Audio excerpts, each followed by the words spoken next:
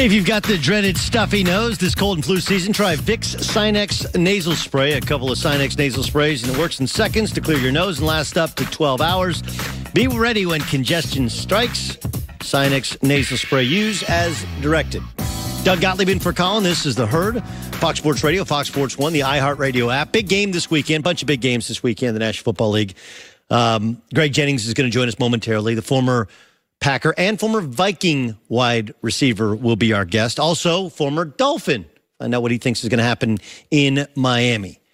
It's always fascinating to me on how you get these false narratives, right?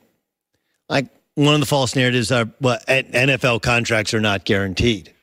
That's not true. They may not be fully guaranteed based upon what agents put out there as the value, but whatever is guaranteed is in fact guaranteed. Like Matt Ryan's deal is what, $94 million in guaranteed money. He's going to get every penny of that. Aaron Rodgers, 79.2, and some of the reported non-guaranteed money is really guaranteed. All he has to do is have a roster bonus, right? All he has to do is show up at workouts. There are makeable bonuses in there. So NFL players may not like the amount of money that they're guaranteed, but the idea that they're not guaranteed is laughable because it's a lie. Right? And if you don't like the terms of the last 2 years of the deal aren't guaranteed, don't ask for a 5-year deal and be willing to take slightly less money. One of the other false narratives is that Kirk Cousins is overpaid. He signed a 3-year, $84 million deal, fully guaranteed. Now remember, Kirk Cousins was a 4th-round pick when RG3 was the 1st-round pick. So his first couple years in the league, he made bupkis, right? He was like Dak Prescott, where the first 3 years, you can't renegotiate your deal. Then when he became a franchise taggee, he made somewhere in the neighborhood of $44 million over 2 years of being a guaranteed franchise tag guy. Those are 1-year guaranteed deals. He made back-to-back. So you do the math, 44 plus 84. 44 plus 84 is what? $130 million, all guaranteed. Now, he had to not get hurt for either of those 2 years, but he's going to make $130 million or so in 5 years. That's not bad.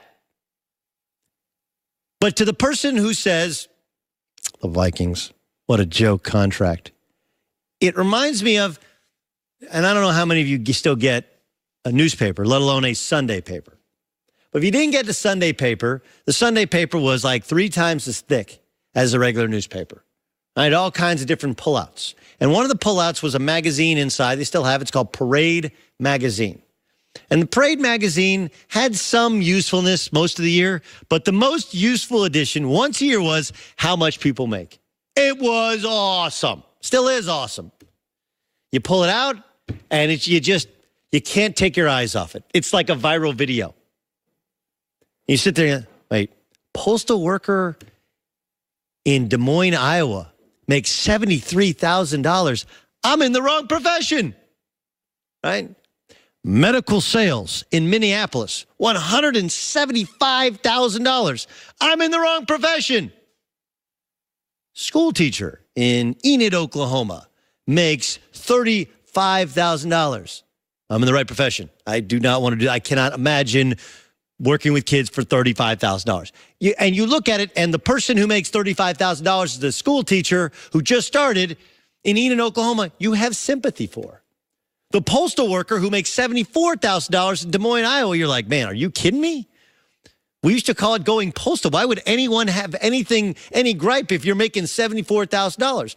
What it lacked was context. Right? How many years had you worked?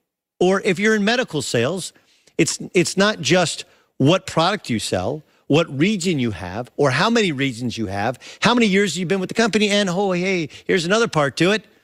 Were you killing it, and then somebody tried to come steal you, they offered you a boatload more money, and your current company decided to match, or they didn't decide to match, and you got a bunch of money to switch companies, right? It's called leverage, and once you have it, you use it. And guess who had it? Kirk, don't call me Kirk Cousins. He had leverage, and he used it. Right? He rolled the dice as a franchise taggee for 2 years, and then because it's way too expensive to tag him for a third year and that thing was done, he became a free agent. This never happens in the NFL. Never. It doesn't. You're only a free agent when your team is done with you and nobody. Blake Bortles could be a free agent. They might have to pay Blake Bortles $18 million to not be quarterback. Jameis Winston, who, of course, was suspended earlier this year for yet another dumb thing he did off the football field. Granted, it was 2 years ago, and even he says he doesn't know what happened, but it was enough for the NFL to go, dude, really? Something else with women? Enough. But last year, it's about the market. And people in real estate maybe know this the best. Right? Over the last 5 or 6 years, especially in Southern California, real estate market's been on fire. On fire. Is it the economy? Sure. But the big thing was a scarcity of goods, a scarcity of houses. That's really what it comes down to. There wasn't anything in the market. And so the market kept going up because people said, that house really isn't worth $1 million. It's really worth, but you're worth what somebody's willing to pay. And a house is worth what somebody's willing to pay for it. And if you have to have a house in Southern California in order to live, in order to breathe, you move in, you're like, man, I got to get a house. And I don't know, this is the going rate. What were your options if you were Minnesota? And again, here's the context of it. They had Teddy Bridgewater, who they had managed a game and got them to the playoffs before they missed, a field goal you could kick with your left foot against the Seattle Seahawks. In their last practice of training camp, he blows out his knee. And because they thought they had a playoff team, maybe a Super Bowl team, they gave a first-round pick to go and get Sam Bradford. And everybody in their offensive line got hurt. And so Sam Bradford had the highest completion percentage for one season in the history of the National Football League, but most of it was because, one, he doesn't have a lot of fortitude to stand in there. He's been injured a bunch. And two, he had to get rid of it quick because he was facing live bullets every moment. Right, this is a franchise that had a plan. Their plan was Teddy Bridgewater, young quarterback, making young quarterback money. Let's build the whole thing around him. And then plans changed when Teddy blew out his knee. And then Teddy comes back last year, but he's not really ready to play. They get Case Keenum, and they got Sam Bradford. And things are going swimmingly until Sam Bradford has one great game. And then because of the years of abuse to that knee and all of the different injuries, it just hurts. So he played like a game and a half, and then he was done. And then they get all the way to the NFC Championship game. People are, wow, they got the NFC Championship game with Case Keenum. So, Cousins making this much more money has to be better. Again, no context. The Packers lost Aaron Rodgers last year. That's why the Packers were bad. The Bears were in the last year of the John Fox regime. This year, they went out and added a great play caller as head coach, some other vital pieces, and oh yeah, by the way, they trade away 2 first-round draft picks for Khalil Mack. That's why they're better.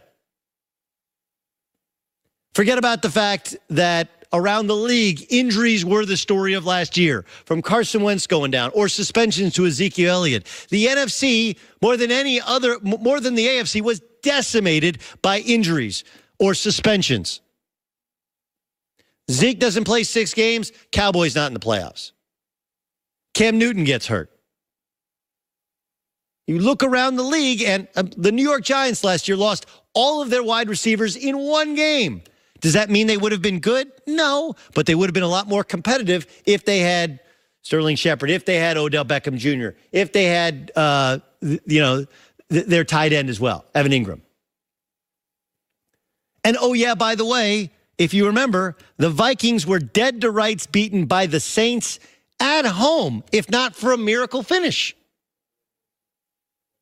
And so, look, once they hit the end of the season and Case Keenum got exposed against the Philadelphia Eagles with a backup quarterback, they're like, look, we got to go get the best guy available.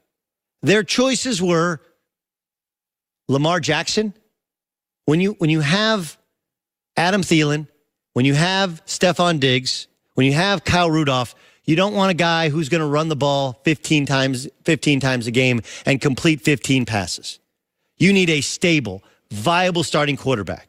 And the market was this: A.J. McCarron, Tyrod Taylor, Case Keenum, Teddy Bridgewater, or Kirk Cousins. Kirk Cousins making $84 million over the next 3 years. He's second in completion percentage. He's seventh in pass yards. He's eighth in passing TDs. He's eighth in passer rating. He's above middle of the road in every statistical category. He doesn't get hurt. He shows up to work. There's no off-the-field drama. Even when they fired his offensive coordinator, you never heard a negative word from Kirk Cousins. Not one. That has value. But more than anything, he was the only nice house on the market. And they weren't even the highest bidder. The Jets were. And if you want to say, look, they should have just held on to Cousins and saved the money. To Keenum and save the money. Cousins has 12 more touchdowns, 4 fewer interceptions, 43 more yards per game, second in the NFL in completion percentage. Meanwhile, Denver has a solid running game, third in the National Football League in rushing TDs, averages 26 more yards a game as opposed to the Vikings are 30th in running. And the Broncos are going to fire their head coach and are in the market for a quarterback with the guy that you had that some people are like, you should have saved money. You save money, there's a reason you would have saved money on him. The Vikings knew Keenum wasn't good enough. Cousins is. Right? The Vikings defense isn't as good this year as it was last year. The competition with a first place schedule and with healthier teams that you're going against is tougher than it was last year. And has he performed like a superstar in the biggest of games? No. But he's not making that money because he's a superstar. He's making that money because he's stable and because he was the only one on the market. And so while you look at the Parade magazine, you go, Kirk Cousins, $84 million. I'm in the wrong profession. I should be a marginal starting quarterback. There's not 30 of them. There was only one available. And the Vikings got him. So while some of you might think he's overpaid, they actually paid below market value compared to what the Jets offered. He's rightfully, if not undercompensated, in terms of what he was actually worth. Let's get to Ryan Music with the news. No.